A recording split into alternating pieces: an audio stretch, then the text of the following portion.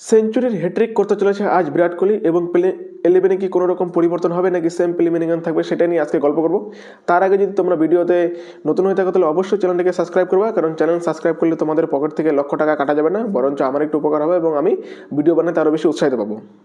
পরপর দুইটা ম্যাচে সেঞ্চুরি করেছে বিরাট কোহলি এবং আজ বিশ্বকাপ পাটনামে রয়েছে শেষ ওডিআই ম্যাচ এবং বিরাট কোহলির আজ 2025-এর শেষ ম্যাচ, কারণ তিনি তো টি-20 খেলে না, তাই টি-20 খেলবে না, তাই আজ শেষ ম্যাচে তিনি নিজের সেঞ্চুরিটা করতে পারবে কি পারবে না সেটা হচ্ছে কথা।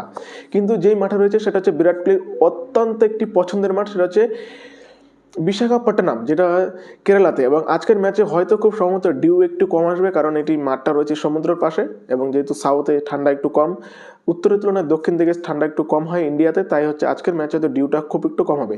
কিন্তু অন্যদিকে প্লেইং 11-ও হয়তো পারে পরিবর্তন, কারণ এর আগের ম্যাচে খুবই বাজেভাবে পারফর্ম করেছিল প্রসিদ্ধ কৃষ্ণা, দ্য লর্ড। 10 এরকম মিনিটে সে বোলিং করেছে। আমার তো মনে হয় হর্ষিত রানাকে ভালো দেখানোর জন্য প্রসিদ্ধ কৃষ্ণাকে টিমে রাখা যায়। ঠিক যেমন আপনারা দেখবেন স্কুলে বা কলেজ লাইফে এমন একটা গ্রুপ থাকে মেয়েদের, যেই গ্রুপে দেখবা একজন সুন্দরী মেয়ে থাকে এবং তার আশেপাশে সবসময় সব অসুন্দরী মেয়েগুলোকে নিয়ে সে একটা গ্রুপ বানায়। ঠিক তেমনই আমাদের বোলিং ইউনিটি তেমন হয়ে গেছে।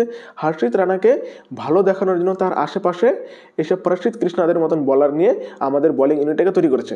গৌতম গম্ভীর বিশেষ করে সে এমনই কিছু হতে পারে, আজকে প্রসিদ্ধ কৃষ্ণার বদলে হয়তো সেখানে নীতিশ কুমার রেড্ডিকে খেলানো হতে পারে। তাছাড়া আর কোনো রকমের অপশন আমাদের কাছে নেই, কারণ ফাস্ট বোলিং অপশনে নেই। গৌতম গম্ভীর মনে করেন আমরা ফাস্ট বোলিং আমাদের কোনো দরকারই না, আমরা স্পিনারদের ম্যাচ জিতে যাবো। কিন্তু অন্যদিকে সাউথ আফ্রিকা আমরা স্পিন খেলতে পারি, যেটা তারা টেস্টও করে দেখিয়েছে, তারা ওডিআতেও করে দেখালো।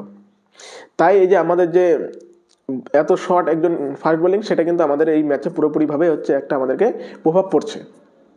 তাই হয়তো প্রসিদ্ধ কৃষ্ণাকে বসাতে পারে অথবা ওয়াশিংটন সুন্দরকে, কারণ ওয়াশিংটন সুন্দর ব্যাট বল দুদিকেই ফ্লপ হয়ে গেছে এই সিরিজে। তাই ওয়াশিংটন সুন্দরের বদলে হয়তো এখানে নীতিশ কুমার রেড্ডিকে খেলানো হতে পারে। আর নীতিশ কুমার রেড্ডি একজন হচ্ছে ব্যাটিং অলরাউন্ডার, আর নীতিশ কুমার রেড্ডি আসলে একদিকে ভালো হবে, তিনি হচ্ছে যেহেতু রাইট হ্যান্ড ব্যাটসম্যান, আর অলরেডি আমাদের টিমে অনেক বেশি লেফট হ্যান্ড ব্যাটসম্যান ঢুকে গেছে, যার ফলে সাউথ আফ্রিকা খুব অনাশায় তাদের যে লেফট হ্যান্ড বোলার রয়েছে, বিশেষ করে আন্দ্রে বার্গার এবং মার্কো ইয়ানসন, দুজনেই অনেক বেশি কার্যকরী হয়ে উঠছে। আর বিরাট কোহলি আজ যেহেতু 2025-এর শেষ ম্যাচ খেলছে এবং আজ আমরা অবশ্যই চাইবো সে এই ম্যাচটিও একটা সেঞ্চুরি মারুক এবং হ্যাট্রিক অফ সেঞ্চুরি করে দেখাক, কারণ এরপরে আবার 2026-এ না জানি আবার কত তাল বানা শুরু করে গৌতম গম্ভীর। সত্যিকারে কি বিরাট কোহলিকে আর দেখতে পারবো কি পারবো না কোনো গ্যারেন্টি নেই। তাই আজকে আমরা যে লাস্ট বারের মতন সুযোগ পাচ্ছি 2025-এ, আমরা অবশ্যই চাইবো যে বিরাট কোহলি একটা সেঞ্চুরি করে দেখাক এবং সেঞ্চুরি নাম্বার 85 সে সম্পূর্ণ করে যাক এবং গৌতম গম্ভীর এবং পুরো অজিত আগারকারের যে রয়েছে সেটাকে একদম ঝামা ঘুরে দিক তাদের মুখের মধ্যে, কারণ এটা দরকার।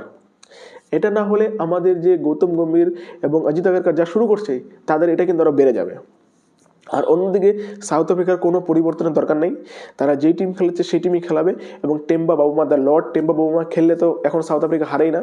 আর সেখানে কেএল রাহুলের সাথে তার অন্যরকম খেলা, কেএল রাহুলের সাথে অলরেডি টেম্বা বাবুমা 4বার ভিড়েছে, মানে কেএল রাহুল অপোজিটে ক্যাপ্টেন এবং অন্যদিকে ছিল টেম্বা বাবুমা ক্যাপ্টেনের 4বার খেলেছে, 4বারের মধ্যে 4বারই হচ্ছে টেম্বা বাবুমা জিতে গেছে। এর আগে 3টা ছিল সাউথ আফ্রিকা এবং এইবার এটা হচ্ছে ইন্ডিয়াতে। এবং আজকে ফাইনাল ম্যাচে আপনাদের কি মতামত, আজকে কি ইন্ডিয়া জিততে পারবে কি পারবে না, আর বিরাট কোহলির 85তম সেঞ্চুরি হবে কি হবে না অবশ্যই কমেন্ট বক্সে জানাবেন। আর চ্যানেলটিকে সাবস্ক্রাইব করবেন, প্লিজ সাবস্ক্রাইব করবেন। আবারও বলছি, চ্যানেল সাবস্ক্রাইব করলে কিন্তু আপনাদের ব্যাংকের থেকে লক্ষ টাকা কাটা যাবে না, বরঞ্চ চ্যানেলটা সাবস্ক্রাইব করলে আমার একটু ভিডিও বানাতে বেশি উৎসাহিত হব। ধন্যবাদ।